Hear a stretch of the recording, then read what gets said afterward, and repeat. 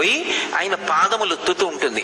ఒత్తుతున్నప్పుడు అసలే కోమలంగా ఎర్ర తామర పూలలా ఉంటాయేమో, స్వామి పాదములను ఇలా ఒత్తుతున్నప్పుడు గట్టిగా నొక్కబడినటువంటి ఆ వేళ్ల మధ్యలోంచి ఎర్రటి కాంతులు పైకొచ్చి నల్లటి మబ్బులో ఉన్న స్వామి పాదముల మీద పడుతుంటే నీలతోజత మధ్యస్థ విద్యుల్లేకే భువాస్వర అన్నట్టు నల్లటి మబ్బు మీద సౌదామిని ఒక మెరుపు తీగ వస్తే ఎలా ఉంటుందో అప్పుడు ఆ పాదములు అలా ఉంటాయి.